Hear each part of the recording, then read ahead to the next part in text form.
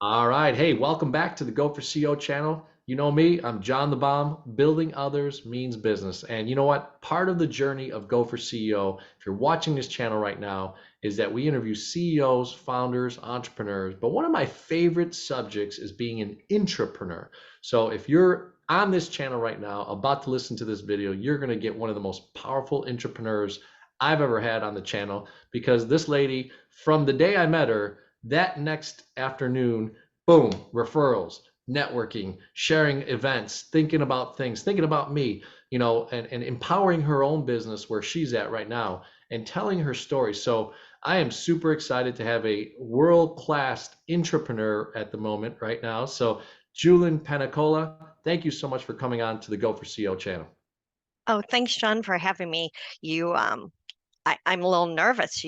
I didn't know I was so awesome, but thank you. Well, you are, and I've been super appreciative about the referrals that we're giving to each other, and just you're Right. already just so ingrained into the areas of networking. You told me about an event that I couldn't make, but what a cool event that was. I saw online on LinkedIn. So today I want to share with people just what a true entrepreneur really means, right? You don't always have to own the business to be a critical Correct. part of a business. And on top of it, when you own your own position, that means that you're the CEO of your own life. You control your destiny. So tell us a little bit about your background just to kind of bring the Go4CEO community up to speed on you, and then share with us how we got to where you're at, and we can kind of get deeper on the entrepreneur spirit. I think my background goes like way back to as a child. Um, Grew up around family restaurant business. So I'm going to tell you, you do not mess with people's food. You learn to get to know them really quickly and how to connect, whether it's a food that they always order or a family member. But I think that was a real basis of who I am today. And also growing up in a small town, you were not allowed not to talk to someone. So as through my life, I'll never forget my boys would go, "Do you have to talk to everyone in the grocery store?" I'm like, well, if they don't make eye contact, then I won't talk to anyone. But if they do, it's fair game. So that's kind of just like how I've lived my life and carried it personal to business I love it. I on love that. it. Yeah. That's a great strategy. I mean, I think a lot of people miss opportunities. I was telling you offline here that I just spoke to a gentleman that did some research and connected with me. And I said to him at the end, this conversation leads me to a phrase that says, you're only one person away from changing your life, right? And it Right. could be that Right. connection, right? So when I meet you, when I meet other people, I feel that way that, hey, you never know. Julian could introduce me to, or she could be the person that changes my life, and vice versa. Hopefully, that to her. So what a cool story. I mean, I know you have a great background as far as just, being that strong woman and entrepreneurial and entrepreneurial. Tell us a little bit about kind of the background. I know you mentioned your kids kind of questioning, hey, mom, Yeah. why are Right. you Right. talking to anybody? So tell us a little bit about that, and then we'll jump into the entrepreneur side of your life as well. Well, I started out, I actually went to school for art Okay. and kind of found I didn't want to, in my mind, be that starving artist. And it didn't really match. It was a lot of solitude. And if anyone knows me, it's about being out with people. So I ended up, I found this great job, UW Credit Union, and was able to move up from a teller to branch manager in record time. Um, but I had a village to help, I say, raise me in that.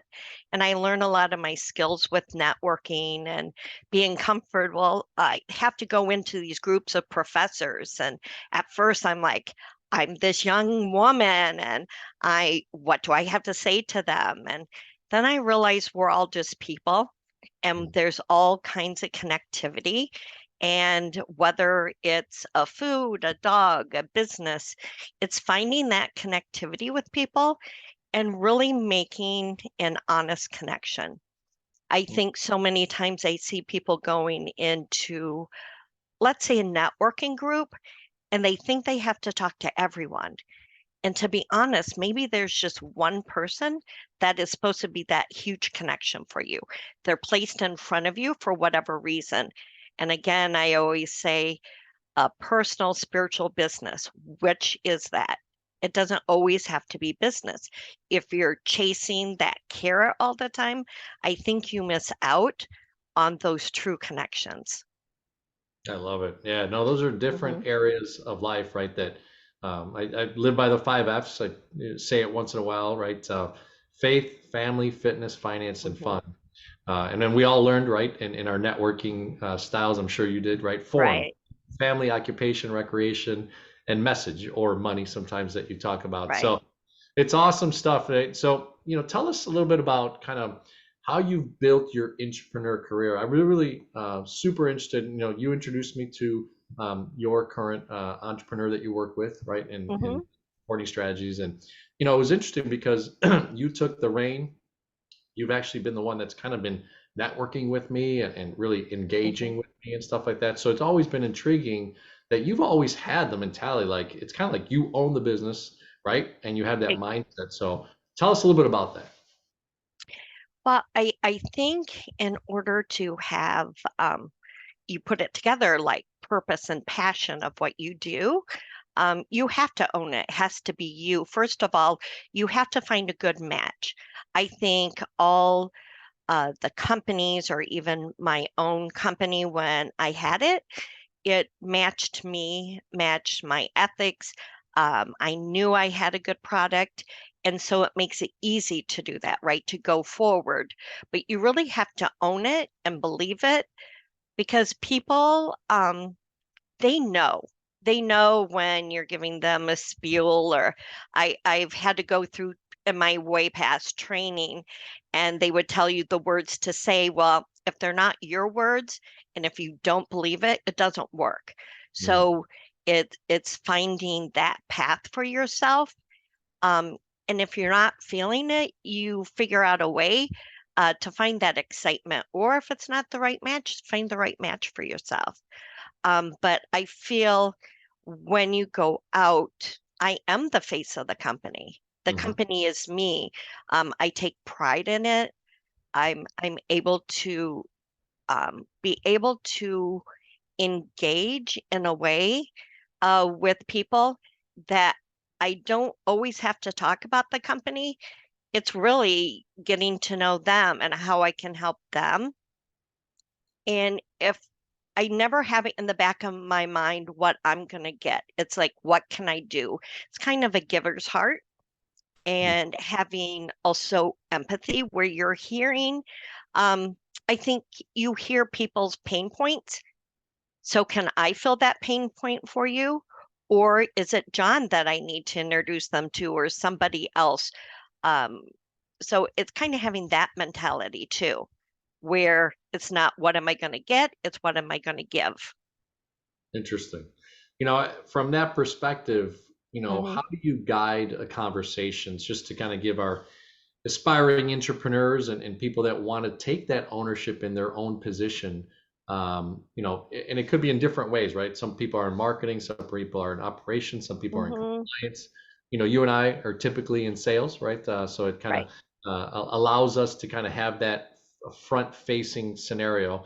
But what are some of the secrets that you do, right, to not allow yourself to really kind of be on top of the sales process? Let yourself kind of be natural to receive the information so that you can make a determination of those pain points that you talked about. Well, I think first of all, it's having a true interest in the person that you're talking to, finding out about them and really listening, having, I always heard, and it stuck with me, we have two ears and one mouth. So use your ears more. It's not always easy for me because I do have a gift of gab. But I remind myself, really listen to people and they're going to give you clues about what they need. Mm, And then it's kind of weaving in at times in kind of a softer way of do I have their solution or I know of someone that has a solution for them. And then you kind of become that trusted, if I want to say advisor for them. Um, I have people constantly. contacting me like, where should I go eat? Or if I'm going to this area, what's a fun thing to do? So it, you become their go-to person. Interesting. So you almost become a Google research, right? Yeah, exactly. Exactly. So, but from a human level, I love it. I love it. So, Yeah. and look, I mean, obviously that takes time, right? And patience. It, A lot of times, in that scenario, you're still, having to go produce on a daily basis as an mhm. entrepreneur. So, how do you take those time frames and then be able to kind of maybe, plant a seed here and there about what you do? So you're right, John. If I was just put it this way, just out partying, out networking, and just, collecting people, I wouldn't be here very long. I wouldn't be very successful. So it's really going in and creating relationships with those people that match with you. It's not a one-time meeting, two-time meeting. It's like ongoing. You have to nurture that relationship. So when other people hear of opportunities for you, they're going to think of you first. You have to be foremost on people's minds. So whether that's through emails, through messengers, through text, sending people information, marketing on LinkedIn, Facebook, just being out there.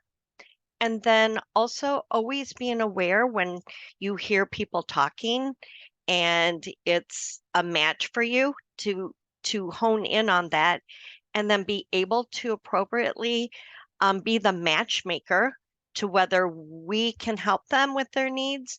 So I do outsource accounting and bookkeeping, and there's different levels of that. So can we help them?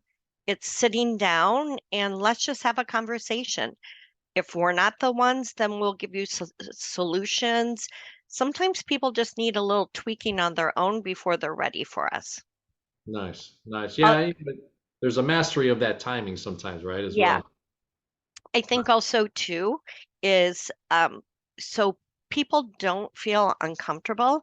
It's helping them through the process. So sometimes books could be messy, like a house, right? Like you have a house and you need a house cleaner to come in and you think you have to get everything in order before they come in.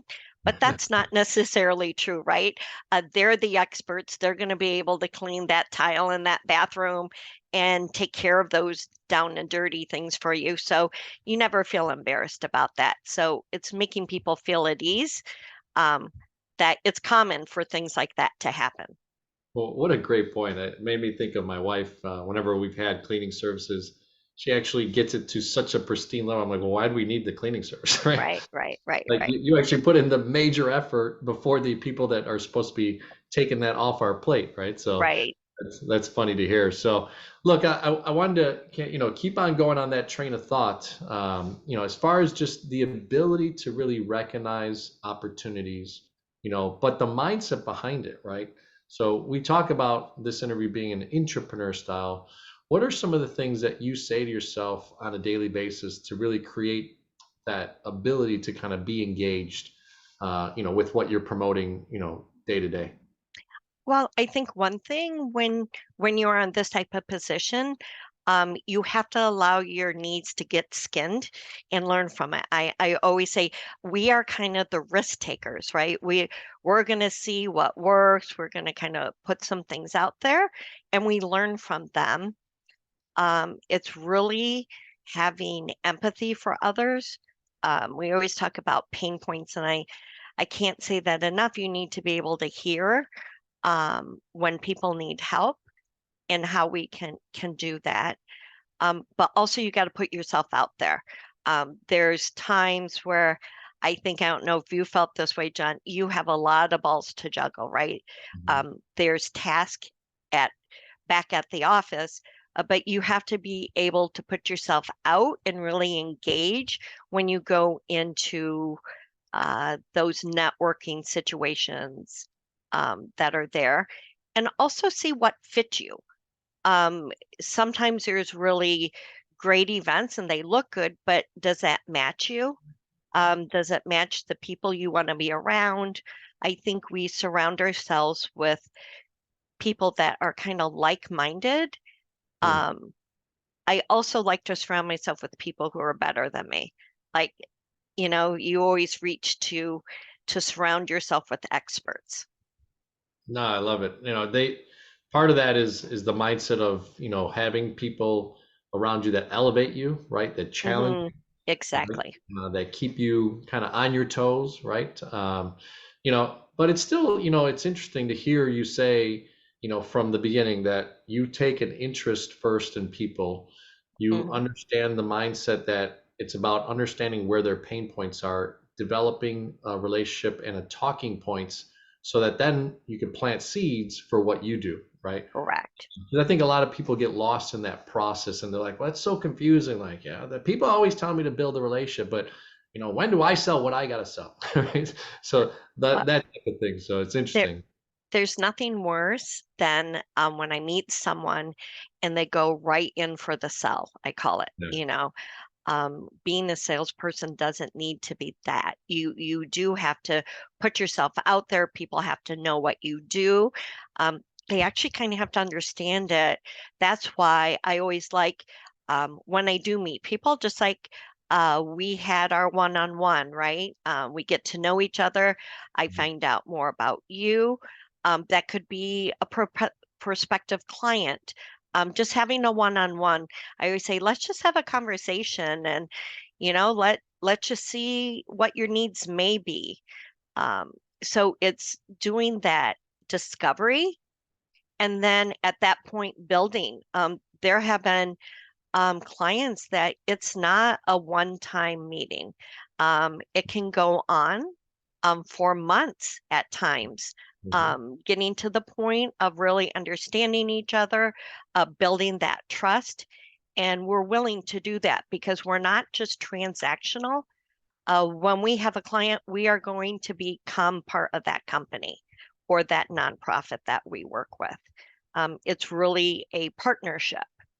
So when you go dating, right, kind of the same thing when you're finding your match, you're just not going to grab someone off the street normally and say, "Oh, you're my mate," right? There's that process of courting, and I think we do that in all of our relationships, professionally, with clients, with partners that partner with, like you and I partnering.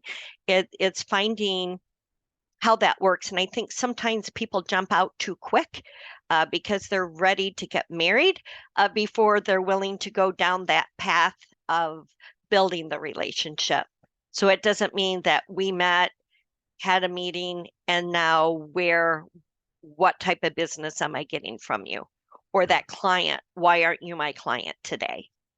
Yeah, and it takes patience, right? I Hmm. think from the entrepreneur's perspective, as an intrapreneur, also sharing with them maybe the entrepreneur, the founder of a company, was more of the idea. Right. They put together the process, right, the operations of it, but they've never really been on the development side, right, business development. And Hmm. a lot of times you almost it's like a tug of war, right? Well, where are these things? Why isn't revenue coming in? Well, hey, we got to wait a little bit. There's 17 of these Hmm. pipelines, all that type of stuff. So tell me, from an entrepreneur perspective, looks like you really own and you have that right mindset. But what are the areas within the business that you're in right now that you kind of take ownership of as well? Like, do you go out of your way to, be in the operations side, in the, maybe there's some compliance side? Like, do you also integrate yourself in other areas?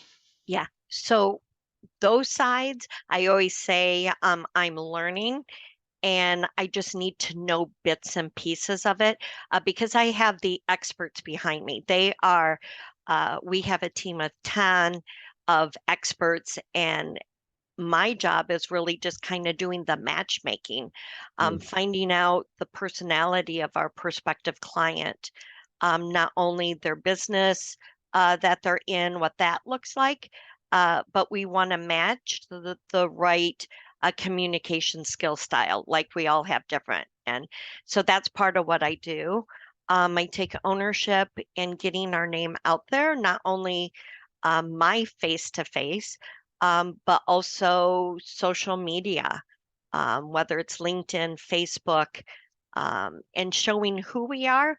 So they're showing who I am and showing who we are as a company too, and being able to take the personal, but the expertise at the same time and kind of put that together.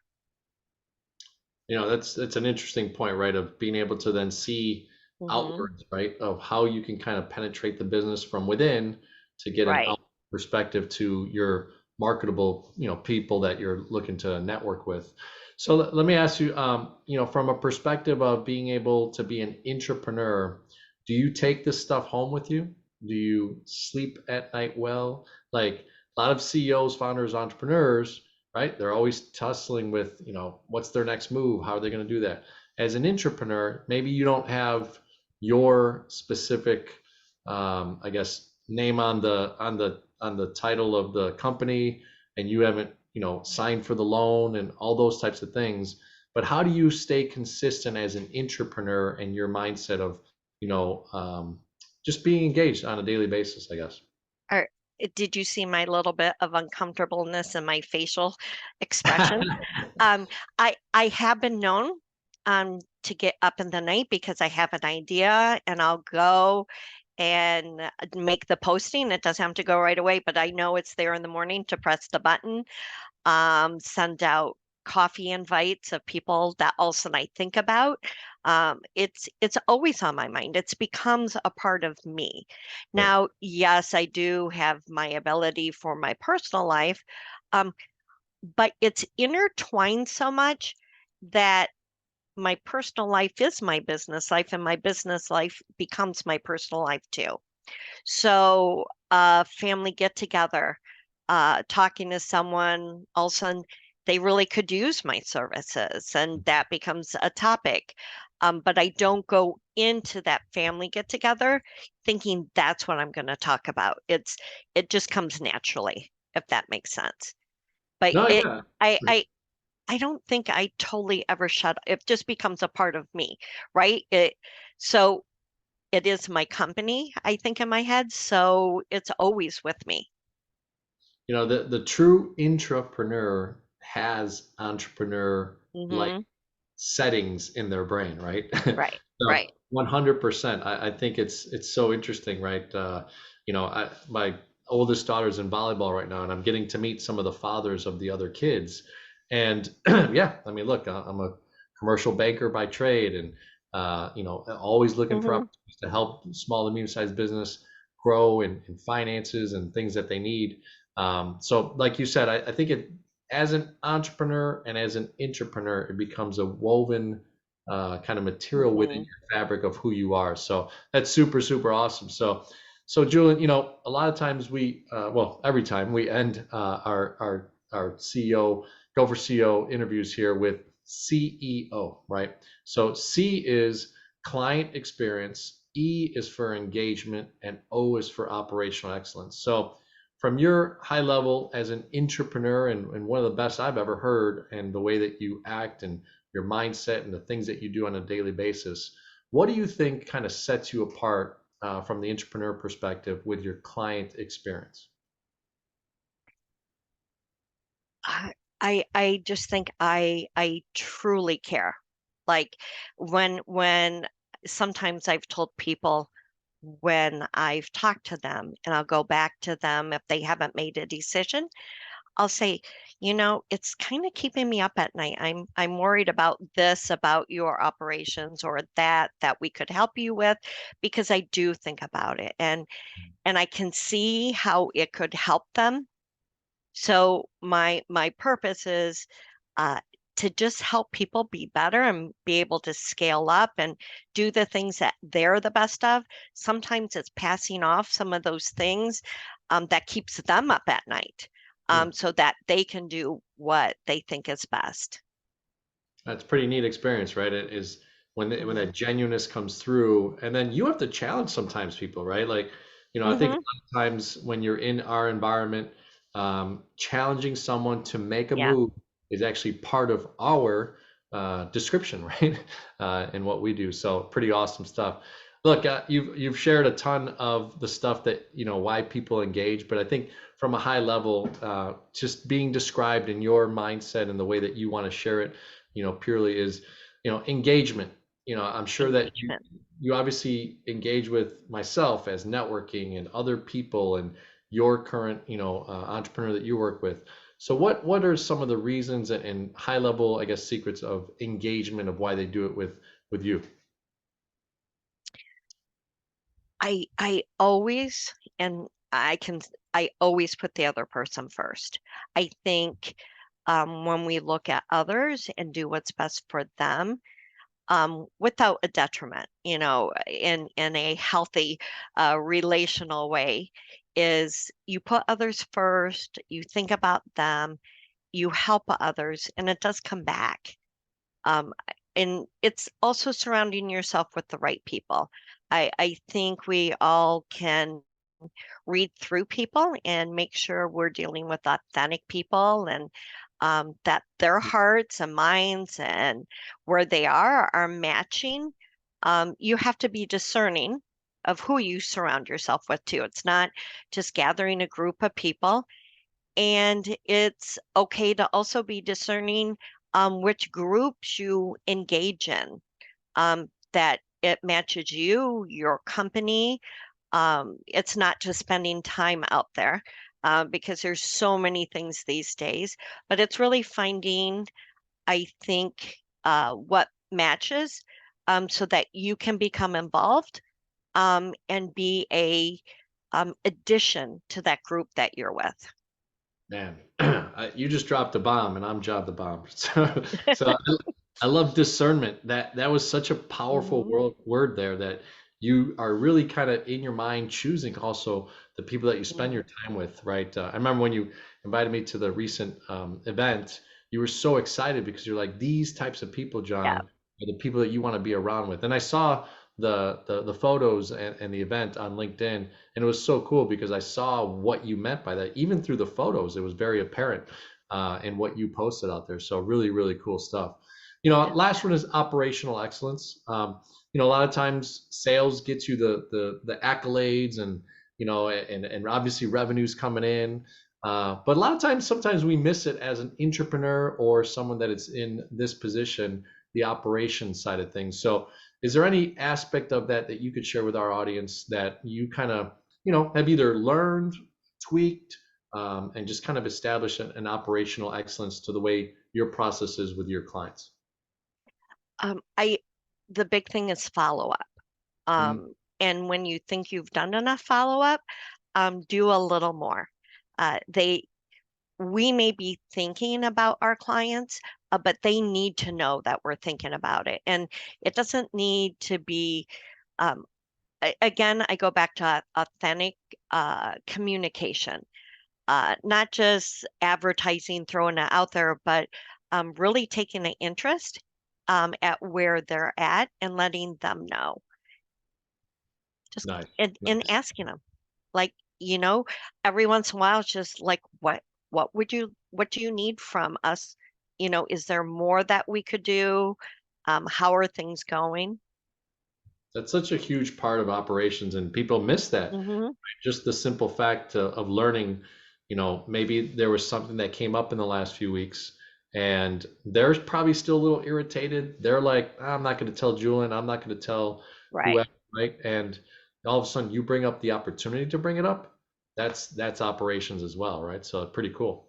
Well, is sometimes, I think you've probably experienced this too, John, to where, let's go back to food, right? Serving.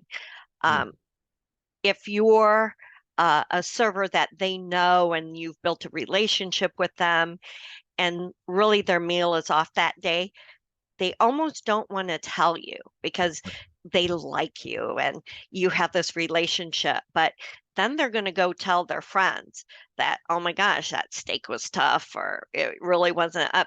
So you want to keep the door open, so that they feel comfortable and really have honest communication, to where they feel that you're open for that. wow. Look, you deliver some incredible nuggets, Julyn. So thank you so much for being a part of the Go for CEO channel. I know that we discussed some things offline, but you did phenomenal. Thank you so much for bringing Thank such you. great value for the Go for CEO community. And by the way, if you're new to the channel and you're new to this interview, subscribe to the channel. And we're growing our Go for CEO community, really teaching about CEOs, founders, entrepreneurs, and intrapreneurs having the Go for CEO mindset. My book's coming out very, very shortly. We're trying to wrap it up and get it through publishing. And then we're going to unveil some new things that we're doing on the channel. So, Julyn, how do people get a hold of you? What's the best way to communicate with you? How can people just really connect with you? Number one is LinkedIn. I think that is our pool of where we can really find each other. So you can find me on LinkedIn. I'm with Supporting Strategies, Chicago Southland is the company that I'm with. And then even I'm going to throw my cell number out there, 847-571-5241. It's my personal number. I answer it all the time. I except when, John, during this. I said I have not shut my phone off. And for this time with you, I did. So thank you for that little break. No, I love it. I love it. So awesome stuff. Well, hey, Julian, we try to have people on every 6 to 12 months just to kind of keep on growing and learning from the specific, attendee, right, and interviewee that we have on. It's always neat to hear maybe 6 to 12 months from now what's Mhm. changed in your life, how you're tweaking some things, what are some learning things that you've done over the last 12 months, because every year we all evolve just at least a little bit, and hopefully we're growing Exactly. and not the same as we were last year. So Julian, thanks so much for being on the Go for CEO channel, and we look forward to helping you back very, very soon. Thank you, John.